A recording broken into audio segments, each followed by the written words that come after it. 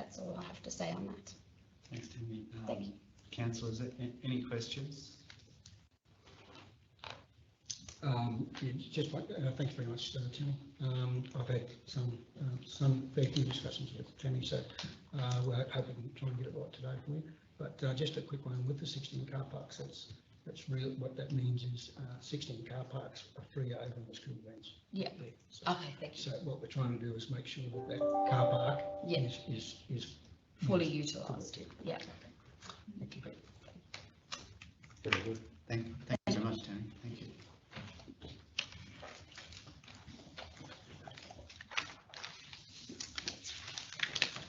Okay, councillors, we'll go straight on to item 8.1.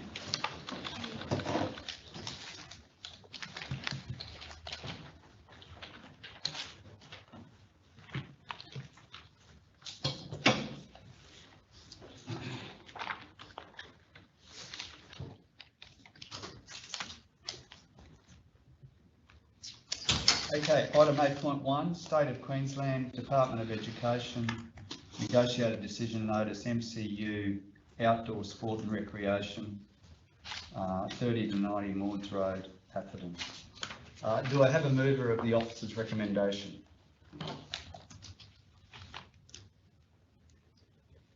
No? Can I have a mover to open the report for discussion? Councillor Hodge, and a seconder, Councillor Wills. All those in favour? Carried. Thank you. Councillor Hodge. Yeah, thanks very much, Mr. Mayor, and thanks for everyone for coming today.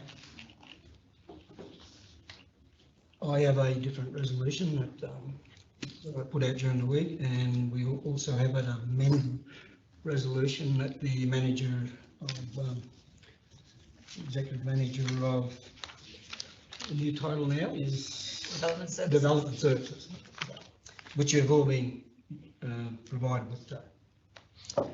So we'll start at the beginning, and in many months ago, of course, the majority of the councillors and officers met with the Department of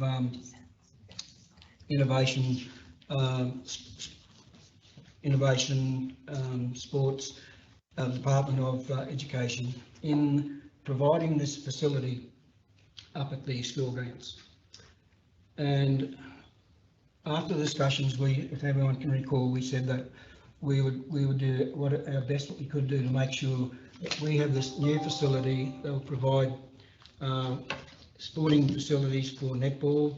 And netball is the most played sport for young women and young girls in Australia, so it's great for them. As well, you know, I haven't got the real costings, but I'd say it'd be between $3 to $4 million for this structure.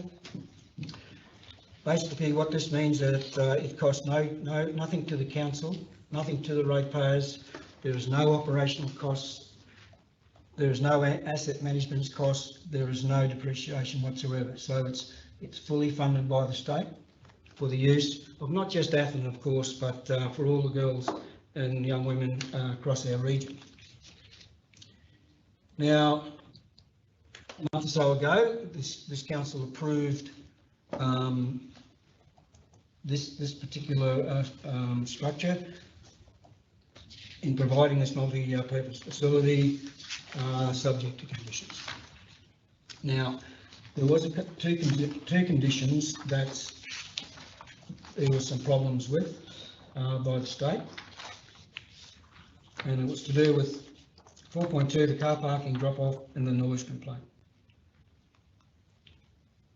Now, I know they've had some discussions with council, I think Black and Moore, and what they said to me, Black and Moore said to me, it says, they have discussed the impact of the office's recommendation with the funding organisations, its Department of Tourism, Innovation and Sport and the Department of Education. They have reviewed the conditions suggested by the officers and advised these impact on the viability of the project. Based on the officer recommendation, the funding organisation has advised the following. The funding for the project is provided as part of a program aimed at promoting the community use of schools. This objective would be severely impacted by any potential restrictions on use to 7 p.m. The project is unlikely to proceed if this condition is imposed in its current form. I did send off my proposals. They have subsequently reviewed your draft motion and advised that following discussions with the Department of Tourism, Innovation and Sport and the Department of Education, they support the motion, noting that 4.8 would become a much more of a community considered decision making approach by council rather than an officer's technical consideration. So I've made some changes to the recommendations. There is what you've got, and one is we'll be deleting the car park, so that means that the car park, which is, I think is, I'll get to it, number 4.2. What that means is that it's a council car park, we know that, so there's no need to tell anyone that we own it, but it can be fully used. The other one was 4.3, the pedestrian increase. We've changed that one to the new one, to a new wording, which I'm happy with. And the noise one, basically I've just changed it. Instead of saying it will be suspended, what will happen is if there is complaints from the residents, complaints, that it will come to council and it'll be a council decision. So it will come to the council to make a decision, and you can get on your divisional council or your councillors, but it will be a council decision. So that's basically the change. So nothing really changes. So that's with that. I think the officers are happy. If you'd like to go to Kelly, Mr. Mayor, just to confirm that, and then I'd like to move on to the motion. Yeah, okay, I will go to Kelly. Just some clarifications first. On the amendments? So just clarification on where we're at, because I've got Councillor Hodges' email from yesterday with his amended conditions, and then I've got another email from you just a little short while ago with some other amendments. So I just wanted to be sure what we're actually talking about. Are we talking about Councillor Hodges' document that he sent to councillors a day or two ago? In essence, but with some changes. Right, okay, all right, so I'll go to you, Kelly, now. If that's Through the okay. chair, I understand the recommendation that Councillor Hodges is moving at the moment is the revised one that was sent through this morning. Very minor revisions from what Councillor Hodge had previously sent through. Just to summarise, the first amendment was the deletion in its entirety of that condition remains the same. So the car parking drop off, it has been deleted in its entirety in this recommendation. If we go down to the next condition in terms of pedestrian access, the revised recommendation that was circulated this morning requires the pedestrian access as per the applicant's proposed plans, or generally in accordance with, or substantially in accordance with. My understanding from further discussions, they proposed pedestrian access. The condition as drafted by officers gave them a few alternatives as to how that pedestrian access could be achieved. I understand from discussions with Councillor Hodge that they're still intending to provide a pedestrian access. They're just not certain exactly how that will be designed. So this condition is designed to ensure they are providing a pedestrian access, but gives them some flexibility to do a bit more detailed design as to how that will occur. The additional amendment that was made is to the, if we keep scrolling down, the noise nuisance condition. Council officers have kept it in accordance with Councillor Hodges' recommendation. We just made a minor change that there's a note, NB, note below in this condition, that was proposed to be deleted, but it actually relates to a definition that is retained. So just for clarification, we just kept that. And then the final one is the landscaping, and this is just a technical issue. Completely understand the position put forward by residents, and just want to reassure everyone that a landscaping plan is required as part of this development, but we can't actually introduce a new condition in this condition at this point in time because it wasn't subject to the change representations made by the applicant in the negotiated decision notice request. So from a technical perspective, we can't, it's officers' view that we can't introduce it, but certainly note that a landscaping plan is required to be submitted, and we'll take on board the comments from council and from the residents. Okay, thank you. I probably need to go right back through and just go through the whole list of conditions again so that I know which ones we're approving or changing or removing. So number one is, that one's unchanged, is it? Yes, correct. Unchanged. 2 is unchanged. If we go to the first one where there's a change, which is 4.2, is that right? So 4.2 is gone. Yes. Doesn't exist anymore? Yeah. No. 4.3, So 4 point is amended.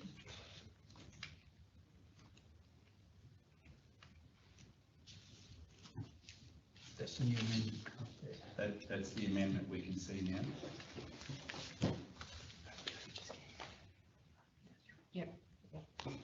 Yeah, so effectively, all of the original 4.3 is gone, and what we can see there is what replaces 4.3. That's correct.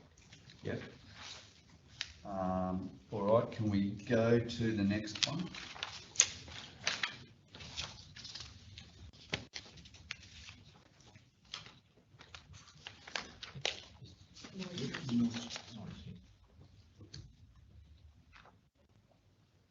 Okay, what number is that? 4.6 was 4.8, now 4.7. It's now 4.7. Yeah. Okay.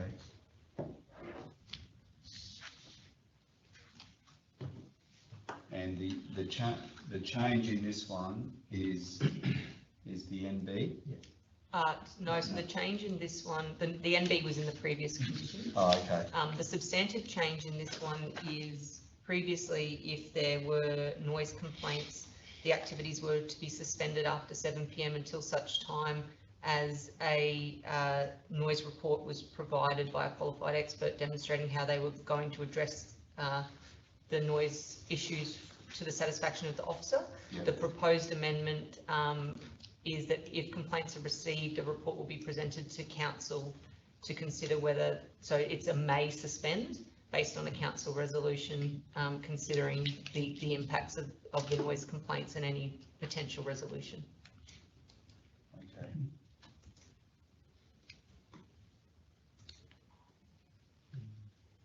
The landscaping was next, I think. Just regards that one, Kelly, if I can ask a question about the one we just dealt with. So it appears we've softened our approach to that one from a execution point of view. It's going to get messier for council because if there's complaints, then it's going to come back to a council meeting. So Through the chair. So council officers won't be authorised to. That's correct. That's correct. That's right. And through the chair, just one other concern that officers have in terms of this amendment is that the requirement to prepare the specific report is removed. Whilst I think practically, if it looks like council is going to suspend the activities, the applicant will want to do everything that it can to rectify it. There's no formal requirement for that noise report to be submitted with the deletion of a portion of this condition. Yeah. So this isn't your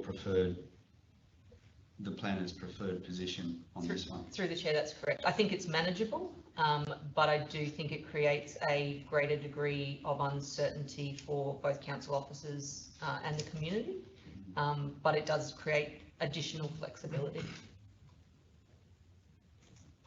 Councillor Hayden, did you have your hand up? Okay, so this is the first time I've read this.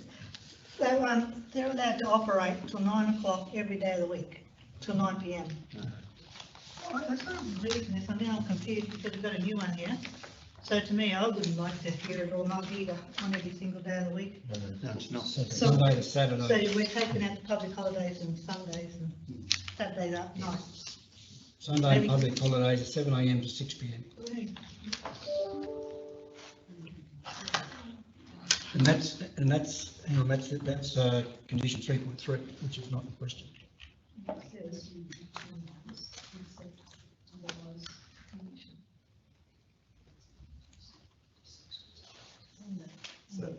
So, yeah, I don't know, I'm sort of, I just need to read a bit more, this is Yeah, the first okay. time I've seen it, and Yeah, I'm just sort of, Yeah, okay. didn't realise we had different. All right, so while councillor Hayden's Let me thinking check. about that, can we Anyway, just come back to this one that we were on, which was this was the noise nuisance one. Councillor Wills? Yeah, I do, as much as I'd like the flexibility, I do have some concerns on how the matter is going to come back to council to make a decision on that. Like we have ingrained in us that we have to make informed decisions, but we need information to get those informed decisions. So I have this bit of a confusion, I suppose, as to how that information is going to come before council.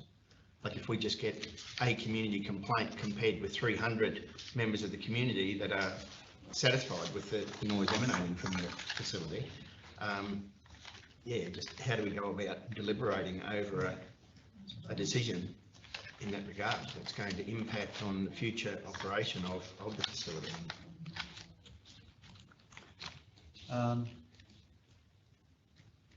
Did you have anything to say to that, Kelly or Dan, to councillor Wils's comments, or?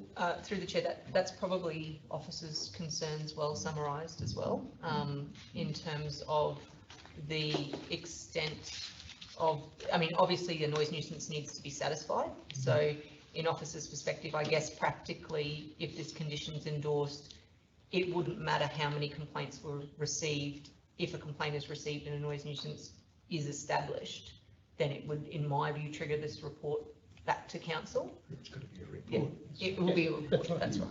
Yeah. Each term, for each complaint. Potentially another week. So to speak. Councillor Kaji? Yeah, thanks, man. Look, I'm urging on supporting Councillor Hodges' changes here. It's a fairly significant sort of a complex an event.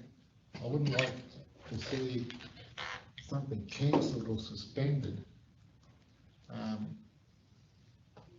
by officers without, that's going to have a significant impact on whatever event may be taking place. Or events, if something is suspended at a point in time, how long does that suspension stay in place until either the community jump up and down or the operators jump up and down, and then it's forced a report to come back to council because of conflict? I think that it would be better if a report did come back to council if we were going to suspend operations of this complex in this nature, in this way.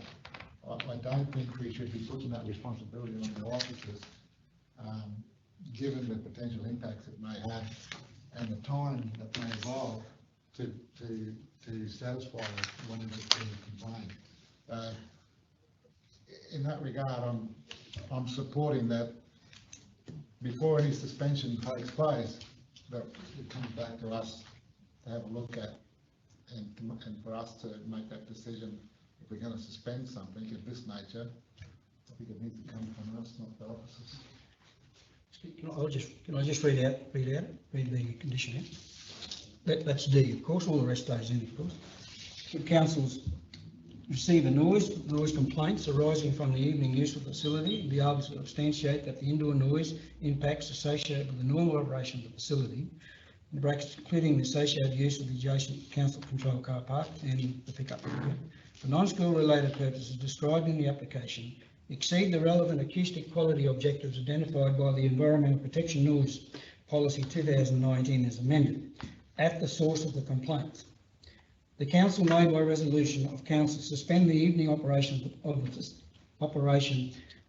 beyond 7 p.m. until such time as the noise impact assessment prepared by an appropriate qualified acoustic specialist is provided to and endorsed by council demonstrating compliance with the EP noise policy as amended at the source of the complaint, including any mitigation measures if required.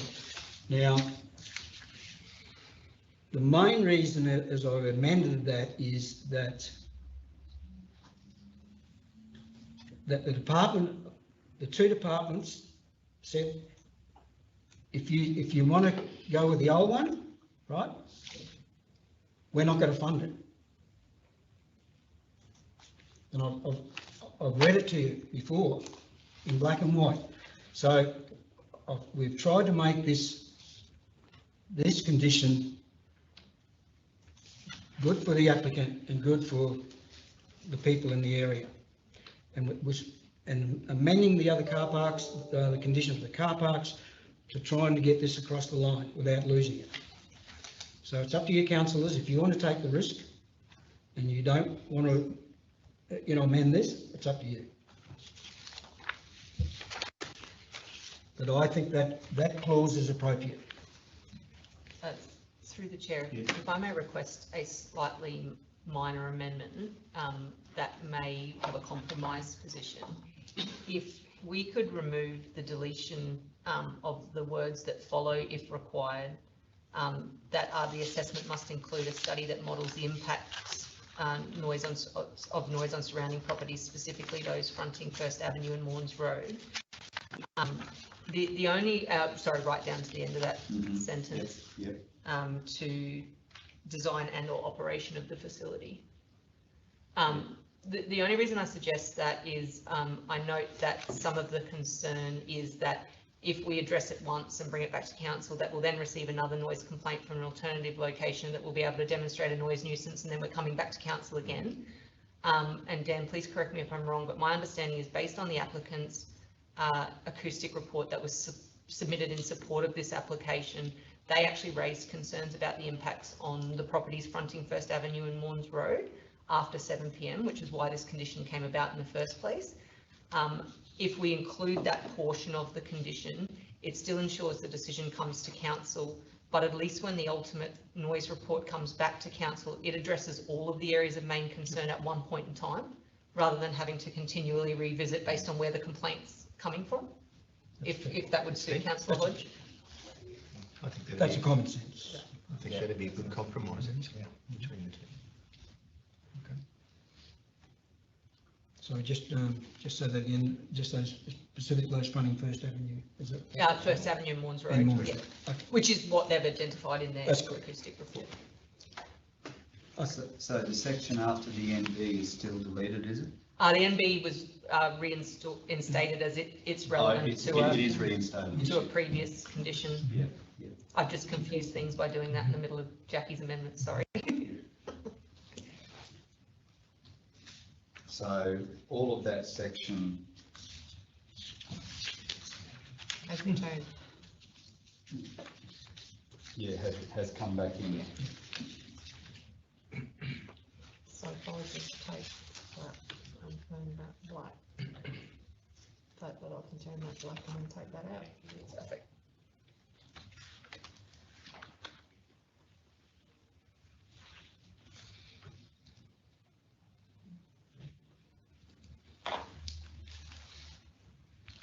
I'm happy with it. Councillors, any more questions on this one? Councillor Hayden, how do No, you that's go? fine, I've done. I didn't realise there were so many different alternatives that we've given, that's all. I hadn't read any of them. Yeah, Curious of what was happening. okay, so you're good. Councillor Wills? Mr Mayor, if I can just make a comment, totally take on board the concerns that have been raised.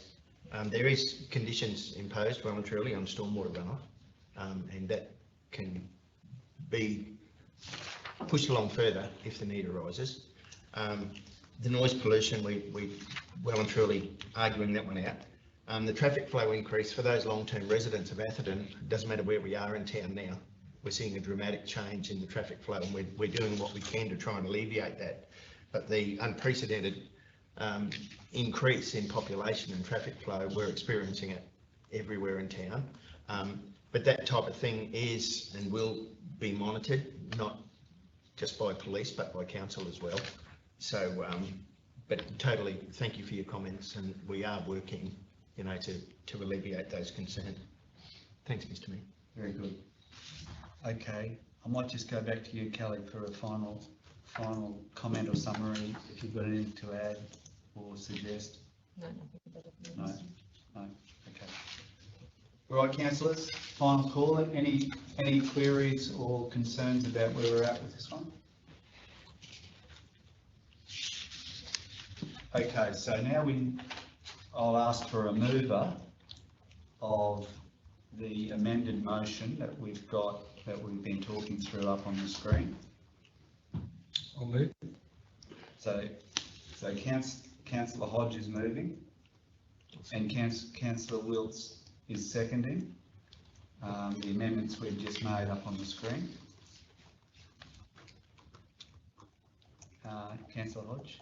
No, I'm happy with it. I don't need my right of reply. Yep. Councillors? Okay, those in favour? Carried. Thank you.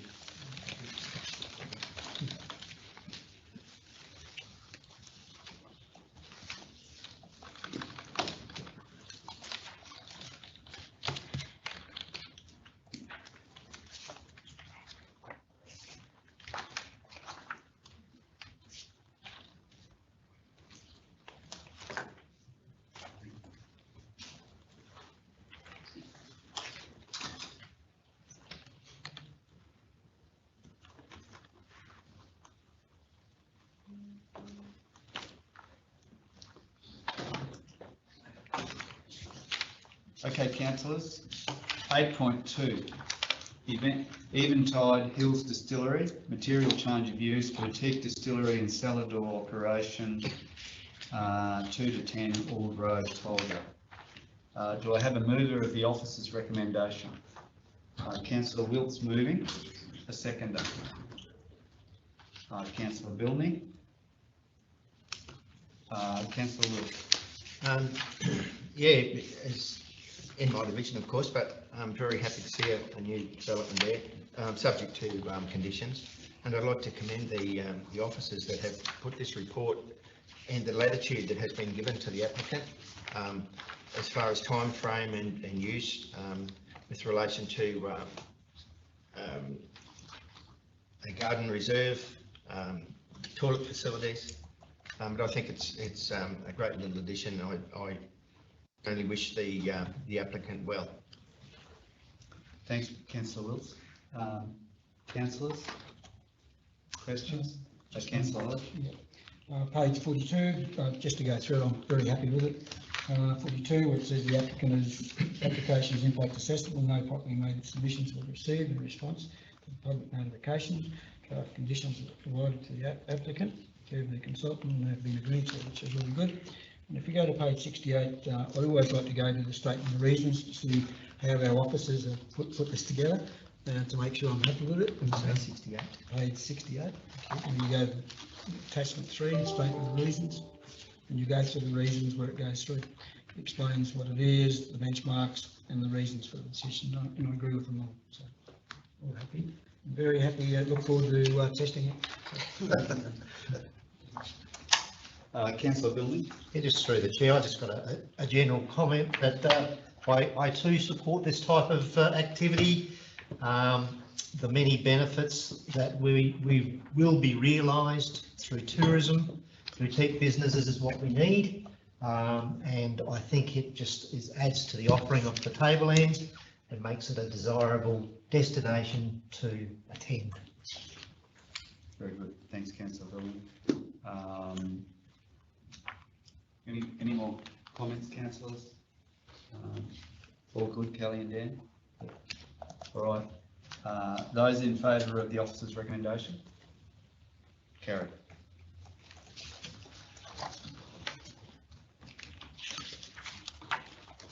Okay, we'll go to 8.3. Letter Investments Proprietary Limited, material change of use for winery, Marks Lane, Atherton. Do I have a mover of the officer's recommendation? Councillor Cardew is moving, and Councillor Wilts, yep, thank you. Councillor Cardew. Yeah, thanks, Mayor. Same as the previous one, I think it's a great incentive. I seem to be seeing these things pop up all over the place now. And the applicant's been given a copy of the conditions, which they're happy with, I understand it. Yeah, no, all good, very good, good to see it happening. Very good, thanks Councillor Cardew. Councillors, any questions on this one or queries? Okay, we have a mover and a seconder. Those in favour? Carried.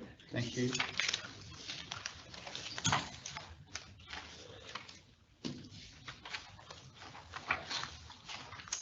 Okay, we'll go to 8.4.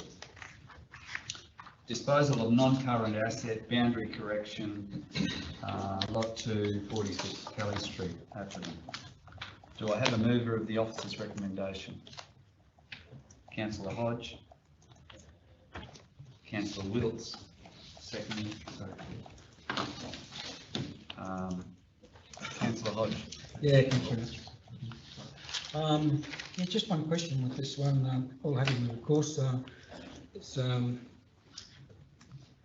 the owner of this particular property. Actually, what they purchased with council is actually put a retaining wall on actually our property.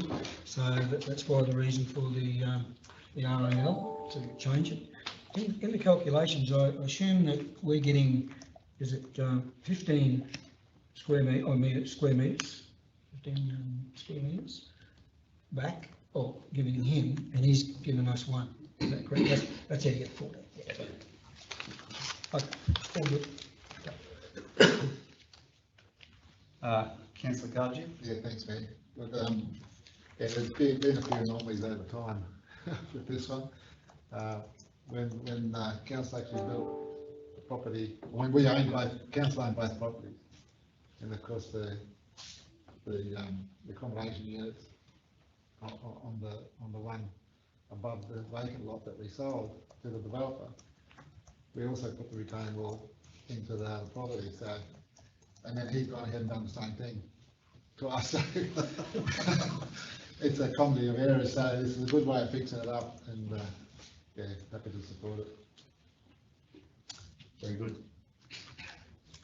Okay, councillors, those in favour of the officer's recommendations? Carried. Thank you. Item 8.5, development options 15 to 25 Morns Road, Atherton. Do we have a mover of the officer's recommendation? Councillor Hodge. Seconder. Councillor Bilney. Councillor Hodge. Yeah, thanks very much.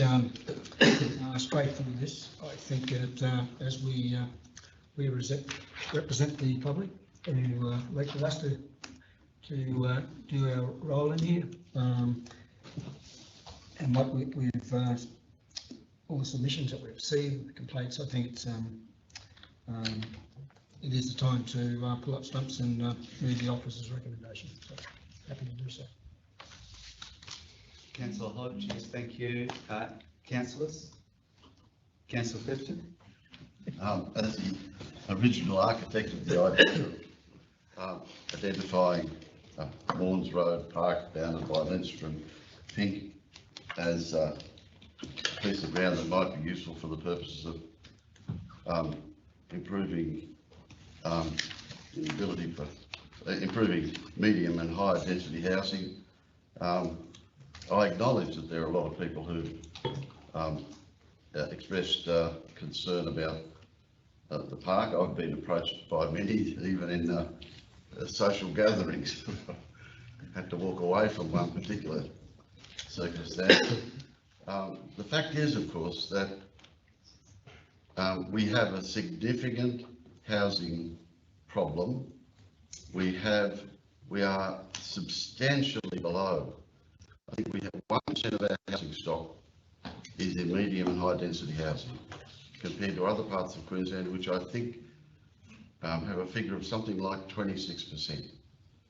We have a significant and ongoing problem with medium and high density housing to cope with to cope with young couples, to cope with single people. We have professionals who can't get housing here. We have, because then they've got to move, drive up from Cairns and from other places. We've tried to recruit people and they can't get housing. We have a significant and ongoing housing problem. So if the problem does not go away, if the community rejects the idea of this particular park, and if we vote this one down, I feel that it's really, really imperative that we get off our, excuse my language here, Mr. Mayor, but get off our backsides and identify a good piece of surplus ground that can be made available for this kind of activity. Otherwise, we will have, the rest of our community, we will have stepped aside from. Thank you. Just by way of comment, Mr. Mayor, not by way of argument in any respect, we have discussed this matter, as you'd be aware, in workshops and council meetings over time, and reached the view that our best avenue is through advocacy and also through having a facilitative approach to in our planning environment. We're doing both of those things. So whilst I accept that making more land available takes that from a advocacy approach to more of a facilitative approach to get things built. There is already some existing approvals which are in place, which would alleviate the situation somewhat if they were brought ahead, and our best avenue is to continue to work with the private sector for that to happen. Not saying that further land stock won't assist, not saying that at all, but just a comment, Mr. Mayor, that we have made changes to our planning, our investment incentives, etc., and trying to be facilitative in the planning framework more generally, and including with headworks, of course, and the payment thereof. So. Very good, thank you. Councillors? I've got one cheek off the chair.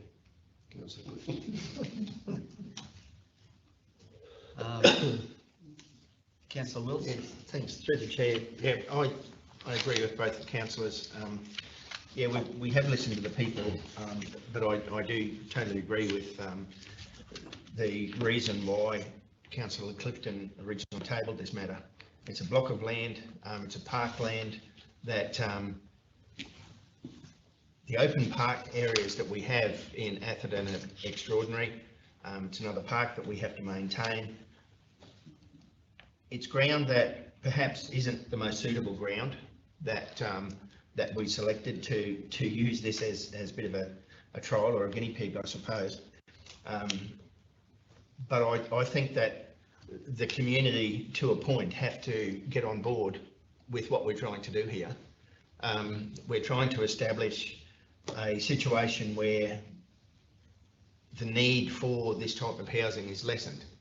And if we keep having to say, no, this isn't suitable because there's a few residents that have lived in the area a long period of time that aren't in agreement with it, we may never achieve our goal.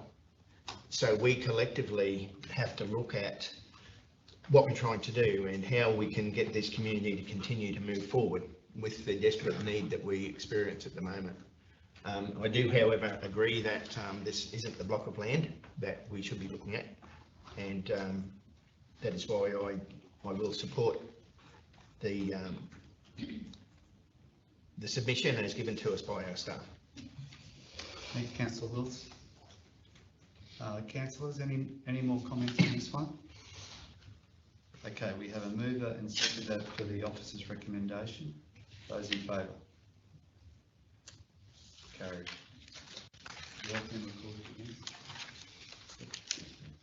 Councillor Cardew and Councillor Clifton against. Thanks, Jackie.